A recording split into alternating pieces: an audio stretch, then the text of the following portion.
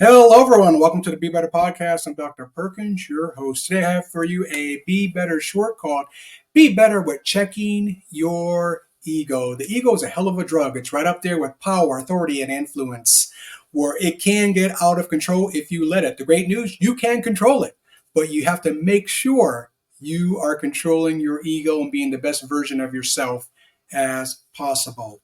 Webster's dictionary defines ego as a person's sense of self-esteem or self-importance.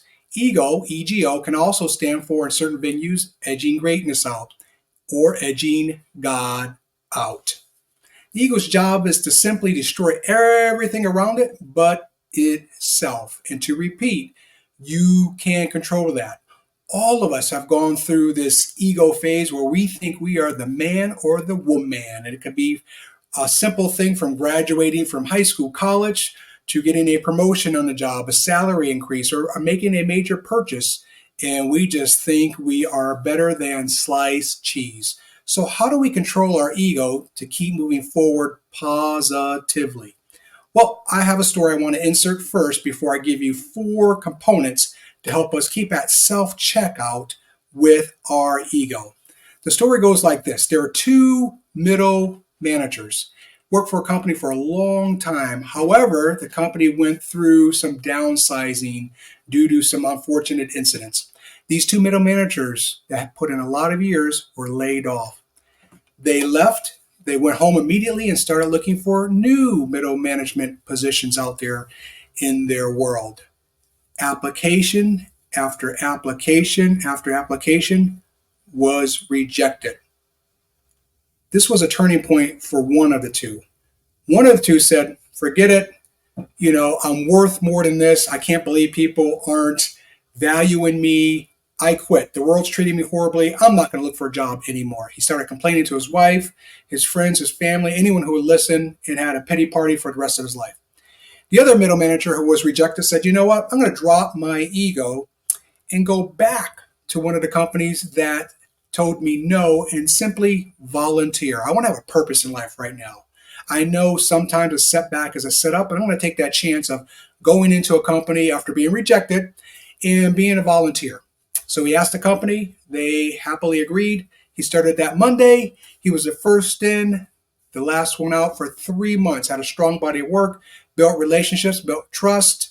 He was part of the team. Surprisingly, one of the middle managers in that company had to up and leave and move to a different state quickly.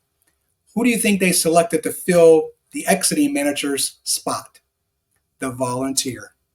So you see how sometimes you have to drop your ego and sometimes go backwards to go forward to start advancing again. And that's okay. That's okay. Swallow that ego, swallow that pride.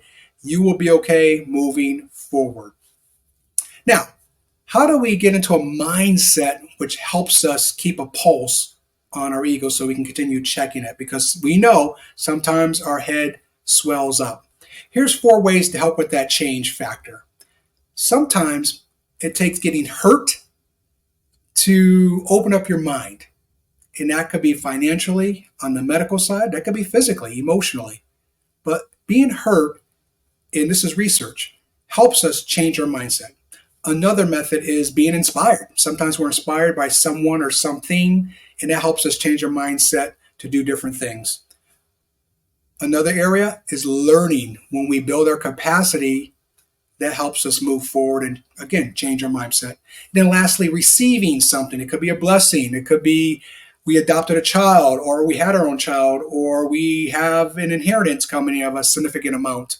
Receiving something helps us change our mindset. So I want to repeat those 4 things that open up the door for change.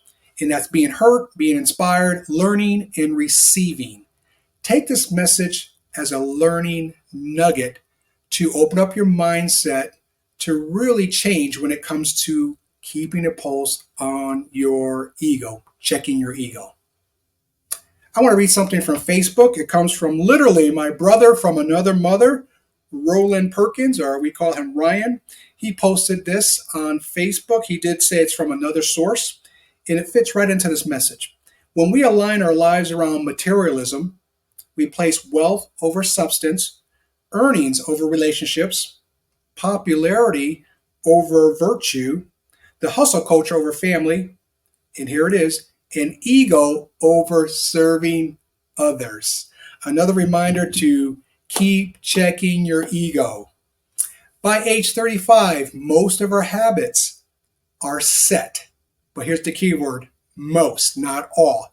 So we can create a new habit today after listening to this message to keep checking our ego. And when we start seeing or feeling our head swell up, thinking we're the man, the woman, suppress it. There's no need to go there. Stay humble but hungry in life and keep moving forward.